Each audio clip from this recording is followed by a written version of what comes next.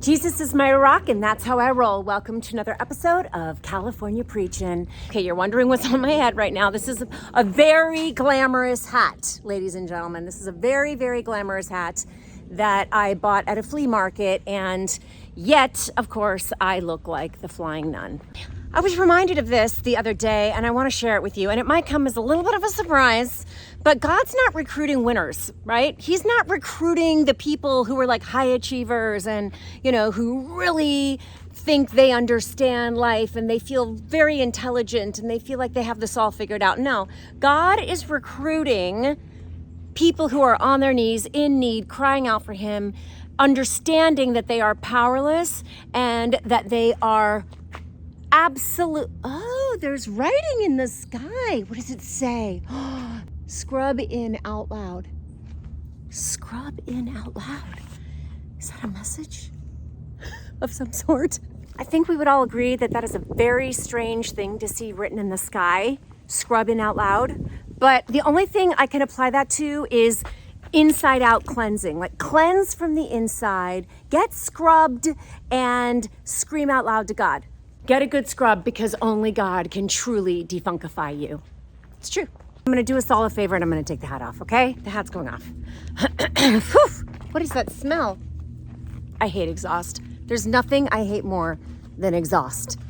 The Bible says that God is love, and that's what He does. He gives us love lenses. He gives us the ability to see things through His eyes. I really hope that my husband is watching this right now, because I want to make a public apology to you. Yes, that's right. The honest truth is that I really feel that when you've been with somebody, and this is not me making excuses, but I really do feel that when you've been with somebody for decades, it's really easy to fall into destructive patterns with your partner. And there is absolutely no doubt that Billy and I have fallen into destructive patterns. And I'm not speaking for him. I'm speaking for myself. I have fallen into destructive patterns with my husband. And I haven't been so kind, and I haven't been so forgiving, and I haven't been so patient, and I haven't been so giving of myself in an emotional way. I feel like I have shut down in many ways, and there's so many different variables for that, and I don't really want to get into all of it, but what I will share is that I feel like it's been unfair. It's been unfair to Billy, the way that I have treated him. Yeah, I'm going to say it. I mean, honestly, I feel like I really dropped the ball. Listen, nobody's marriage is perfect, and I feel like my husband and I have something really, really, really special. All you got to do is continue turning it over to Jesus and trusting that He's going to heal and restore and refurbish my marriage, because even when I just started praying about it, suddenly I started seeing Billy with a different perspective, with the love lenses that I'm talking about. I had to grab my regular hat because that Hollywood 40s flip-flop hat was definitely not doing the trick. Okay, so I want to tell you guys something. Before I met Billy, and I was recording the Wilson Phillips record with Carney and Wendy, and I had no idea what was around the corner. I was dating a guy, and he was our guitar player for Wilson Phillips, and he did all the guitar stuff, brilliant stuff on the first record. And I was like madly in love with this person. And I think it's because, and this might sound really weird and gross, but he reminded me a lot of my own father. He was a rocker, and he was into drinking, and sometimes he'd come home with twigs in his hair and, a little white stuff coming down off his nose. And, we won't get too graphic here, but you get the picture. What's happening here? Love you. That's my sister, ladies and gentlemen. Gotta love the sister. We're staying together right now, and it's fun. We're roommating. She's in the main house. I'm in the villa. It's all very Three's Company, except I'm Jack Ritter. I mean, let's face it, I'm Jack Ritter. Anyhow, back to my story. So, if this guy had asked me to marry him, I definitely would have married him, which is a really frightening thought. I am absolutely 100% certain that would have been an epic failure of a marriage, for sure. But I met Billy, and I remember thinking, he's so normal. He's so normal. The fact that he had like 2 parents, I mean, his father had passed away, but he was raised by 2 parents, and he went to the same elementary school, the same junior high, the same high school. He was the altar boy, you know, at his church. I mean, to me, I was just like, this is so bizarre. This is just so foreign to me. So after about a year of dating Billy, I was so in love and I was so certain that this was my husband that I went into the kitchen and I grabbed a piece of aluminum foil and I wrapped it up and made it into a ring and got down on one knee in front of him. He was just sitting there watching TV. You know, there weren't iPhones yet back then. And I got down on one knee and I proposed to Billy. I literally proposed to Billy and he said no. He said no. Well, he didn't say no. He just said, "Oh, you're so sweet. That is so sweet of you." And I was heartbroken and livid and disgusted, all in one ball of emotion. I felt very dejected. You know what I mean? Dejected, rejected. I did not know what to do with the no answer. Even though he didn't say no, he implied no. And I was mortified. I mean, literally, I wasn't used to, and we'll just be honest, I wasn't used to a guy saying no. I just wasn't used to that. So basically what ensued after that was just generations of power and control issues between me and Billy. Because I truly believe that the fact that he sort of dangled marriage over my head for like 2 years before he finally proposed. And I know that's not a long time. It was actually closer to 3 years. But I was just like, yeah, what's the problem? If you know I'm the one, because he'd always say, "Well, you know, I know you're the one. You're definitely the one, Chai." And I'd be like, well, if you know I'm the one, then why wouldn't you put a ring on my finger? And it just sort of like snowballed. He has a different story about that, actually. I mean, this might sound a little strange, but he was definitely a Wilson Phillips fan, like uber fan, before he met me. He used to watch my videos and he thought I was like cute, and then he would listen to the radio when he was driving around, you know, in New York, and Wilson Phillips would be on the radio, and he would go from station to station trying to get like the next Wilson Phillips song. Like, it was adorable. You know, when he tells me this story, I just, you know, get all warm and fuzzy on the inside, because he really loved what we were doing. And so when he actually met us at the airport that day, yes, I met my husband at the airport, so strange. He sat right in front of us and he introduced himself to us, and I was just white as a ghost. And the reason I was white as a ghost was because I had seen Backdraft just a few days earlier and thought that he was like the most gorgeous specimen. Hello, peace of Christ. And I thought he was just the most gorgeous specimen that I had ever laid eyes on. And, you know, so I was white as a ghost because I literally had just seen him. And there was more to it too. It's a really long story. And we should actually do a Cal Preach, like a chili, around how we met, because there were just so many strange coinkydinks that had to have been God. I mean, there's no way that God didn't have a plan for us to meet and get married.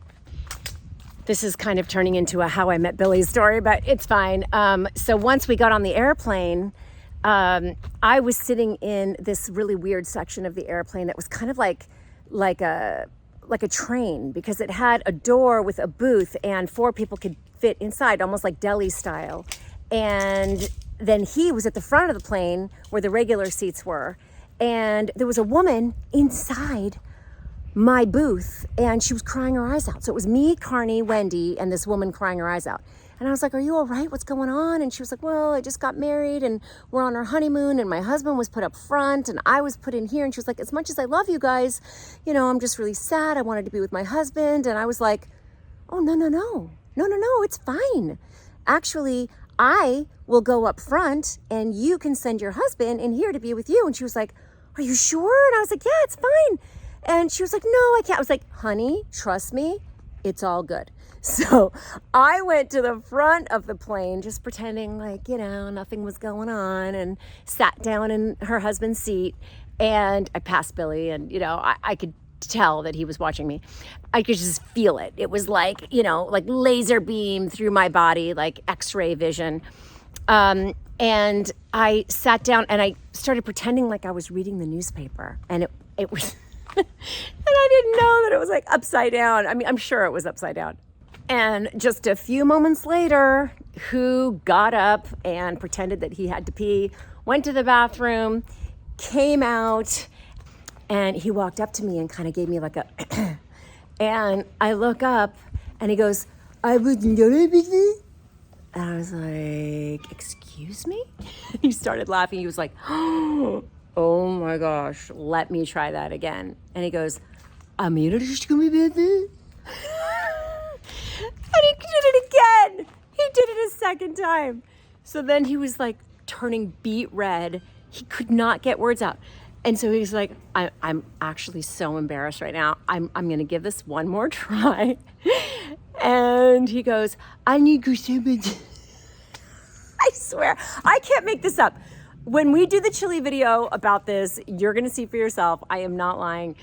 And so for the third time he does it, and I don't even know to this day what he was trying to say. I have no idea what he was trying to say. But then Carney had said to me when we were in the lounge area before we got on the plane, she said, I'm so mad at you. And I said, what? Why? And she said, come on. She goes, did you see the way he was looking at you? I said, no. And she said, China, he's going to ask you out before we land in New York. I was like, no, Karn, he's not. She was like, I will bet you. I will bet you he will. But she lost the bet because he asked me out at baggage claim when we landed. Little did he know I was going from New York the following day to Europe for a month. I gave him my number, and I went to Europe, and I kept checking my voice messages, nothing. Then I realized he had called this other number that I had, which I almost never use. I don't know how he got that number. But anyway, he left a message there, and then I called him back. And let me just put it this way. We went on a few dates, and they were good. They were really fine. But one of the dates that we went on, I said, I have to go to the bathroom. And I got up, I went to the bathroom. We were at a music club thing. It was really cool. And I come out of the bathroom a few minutes later, and he's standing right there. And he just grabs me, and he goes, can I borrow some lipstick? And he comes in for the kiss. And I was like, no. I was so upset because I'd been waiting for this first kiss. And this is how he approaches me. This is how he goes in for the first kiss. Can I borrow some lipstick? Girls, I don't know about you, but I was like, no, ew, no. Why did he just do that? I was a little turned off. But 3 years later, we were married, and here we are. 33 years been together. It's wild. And like I said earlier in this video, there are issues. Nothing is perfect. And, we have been through major trials. And I'm proud of us. You know what? We've been able to persevere. We've been able to come out the other end of it. And do I need to look at my side of the street, and do I need to clean up some stuff? Absolutely, 100%. No doubt about it. And I plan on trying to make those little changes in my marriage with the help of Jesus, because I can't do it alone.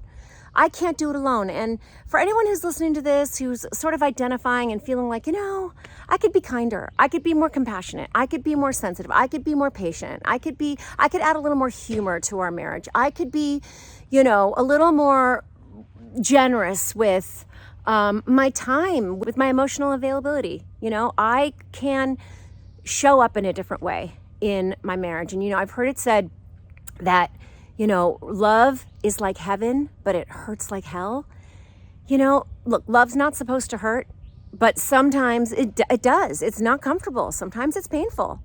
And, if we're being honest, sometimes Billy struggles with the whole Jesus journey that I'm on. And, I think sometimes he feels like he's being upstaged by the big man. And, what can I do about that? That's a tough one. But I keep telling him, because he's like, doesn't that get exhausting to talk about Jesus all day? Doesn't it get exhausting to be like on this one way, flight with Jesus all the time? And I'm like, dude, this is where the action's at. This is it. This is where it's all happening. This is the most exciting, most exhilarating, most fulfilling place that I could be. Walking with Jesus, learning about Jesus, trusting in Jesus, my creator, my maker, and that's where I think he's just missing the mark a little bit. And that's where there's a little bit of, sort of separation and I need to really look at that because, I don't judge Billy. I don't. And people always say, give him his time. He'll come when he's ready. Stop pushing it. I'm really not. I never force him to read the Bible. I don't I don't ask him to go to church. I don't, none of that. But the thing is that this is my life. This is my life's journey. This is my passion. This is what I plan on doing for the rest of my days, is loving Jesus, following Jesus, scattering the seed, ushering new souls into the kingdom with the Lord's help. This is my calling. This is it.